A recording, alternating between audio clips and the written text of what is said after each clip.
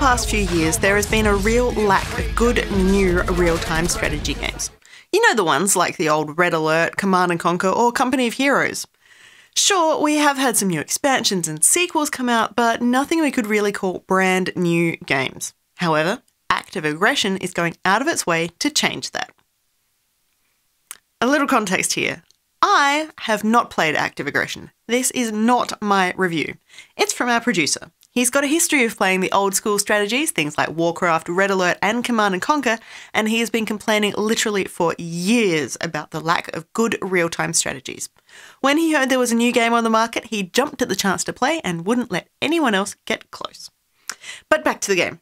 You could say that Act of Aggression is the bastard love child of the old Westwood Studio games, bringing back all the old gameplay and showing its love of the genre.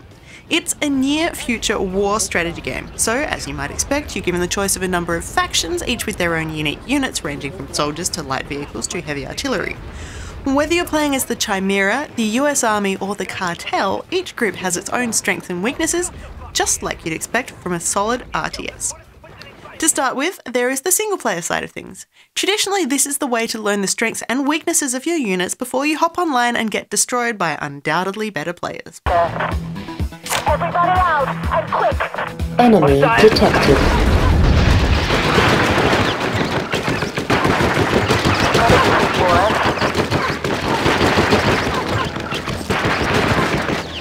Honestly, this was a little disappointing. The story was a little hard to follow. It was the usual variation on someone is doing something bad to someone else, so we must stop them. And that makes sense. But the story is told through a mosaic of information, including news reports and voice chats rather than straight-up exposition.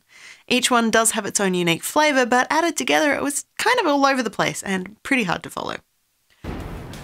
Once you get past the story element, there is the learning curve. In a traditional RTS, you are introduced to the units bit by bit over the course of the game.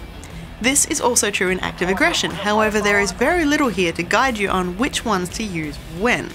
Sure, there's the occasional suggestion, but overall you're just thrown in the deep end with 4 cinder blocks tied to your ankles and told to swim. I spent more than a few rounds being torn apart by enemies only to discover that I had a new unit in my collection that tidied up the entire level. Once I discovered the best unit for the task, winning things became much easier. This does show a lacking storyline when you look at how it teaches you to play the game. And then there's the multiplayer element, which is very solid. It's not perfect, but it is solid. As you might expect in a multiplayer RTS, you are going to get hurt until you work out the details of the gameplay. There is a steep learning curve here too, however things are mostly balanced. That said, there are 1 or 2 gripes.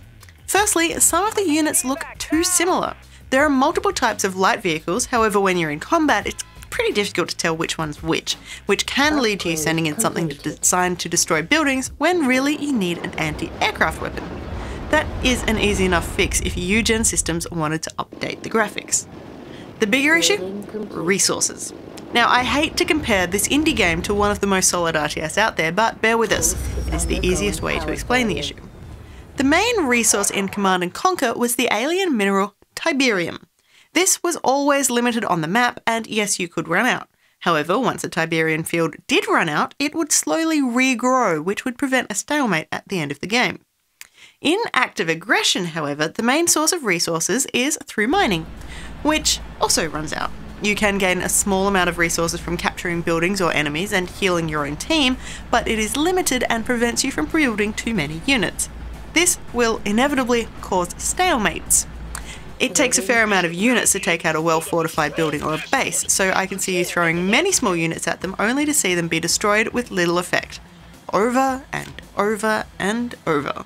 I also found out that these resources ran out almost every game I played, well before I was ready to mount an attack.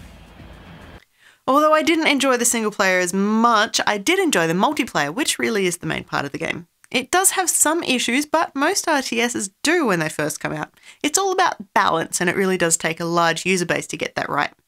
I would like to see the resources improved, whether that means more mines or just more stuff in them.